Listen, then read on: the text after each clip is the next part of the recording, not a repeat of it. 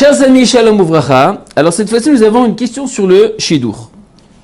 Bonjour Ram, question anonyme. Bonjour Rav.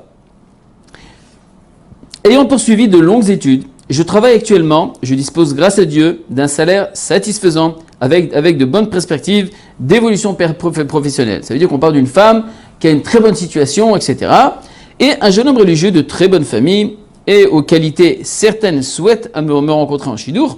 Le fait que l'exercice de son métier garantit les premiers temps un salaire équivalent au SMIC et que le salaire d'un confirmé avec plusieurs dizaines d'années d'expérience n'est guère plus élevé. Cela veut dire qu'on parle d'un shidur que l'homme a de très très bonnes midotes, mais d'un autre côté, il a un salaire qui est SMIC, qui est très bas, et donc ça pose un petit souci. Lequel ? Je sais que les midotes d'un garçon sont les essentiels sur lesquels il faut se concentrer, mais l'aspect pécuniaire et les difficultés financières éventuelles du ménage doivent-ils entrer en ligne de compte dans l'acceptation ou non de cette union? En vous remerciant par avance de votre réponse. Alors, il faut comprendre une chose. Qu'une femme gagne beaucoup d'argent et qu'un homme gagne beaucoup moins, ce n'est pas ça le problème et ce n'est pas ça qui peut créer des soucis dans l'évolution du couple. Ce n'est pas ça l'histoire. L'histoire de comprendre, c'est qu'un homme, un homme doit être admiré par sa femme. Cela veut dire que si une femme, elle a un manque d'admiration, parce que toutes les valeurs dans lesquelles elle a été éduquée, ce sont des valeurs de carrière, des valeurs de parnassa, des valeurs de beaucoup d'argent, alors, si ce sont les valeurs dans lesquelles elle a été éduquée, alors pour elle, son mari qui gagne un SMIC, c'est une catastrophe. Pour elle, elle ne pourra jamais décoller et se détacher de cette histoire. Et donc, elle verra son mari comme quelqu'un de simple, quelqu'un qui n'est pas... Et là, ça peut créer des problèmes. Parce qu'une femme a besoin, d'accord, d'admirer son mari pour pouvoir justement lui apporter le meilleur. Donc, si maintenant, un homme n'est pas admiré par sa femme à ce niveau-là, ça peut causer un problème.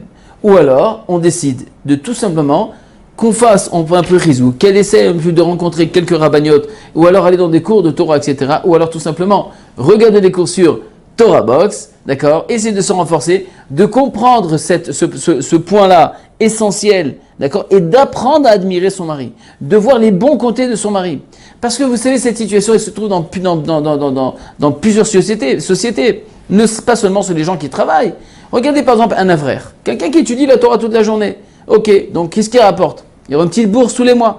Bien entendu, sa femme, des fois elle travaille, des fois elle travaille, des fois elle a un métier, et des fois elle peut gagner 2 fois, 3 fois, 4 fois, 5 fois plus que son mari. Son mari vient avec une petite bourse, par exemple, je peux en Israël, c'est à peu près 2000 shekels.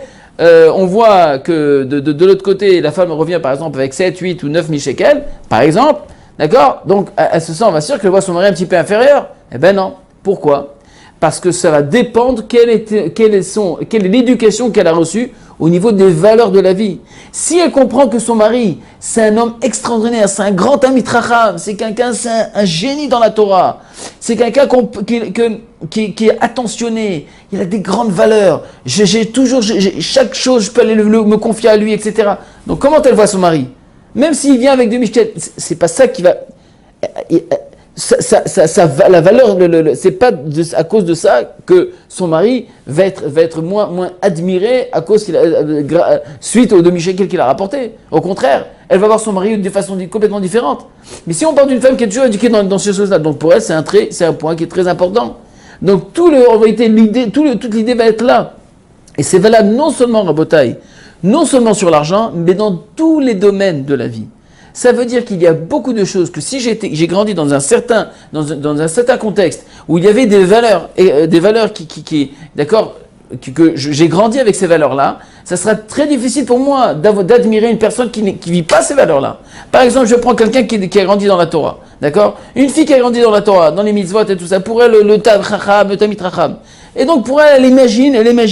Elle a grandi que le plus important, c'est l'étude de la Torah, c'est d'être un mitracham, c'est d'être un génie dans la Torah, c'est d'être un connaisseur de la Torah.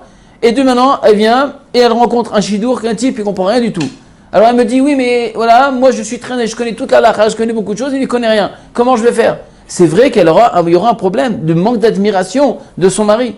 Alors maintenant, Quelle est la meilleure solution? Même si quelqu'un sait que sa femme est beaucoup plus intelligente que lui, même si quelqu'un sait que sa femme est beaucoup, au niveau de la halakha, elle est beaucoup plus connaisseur que lui.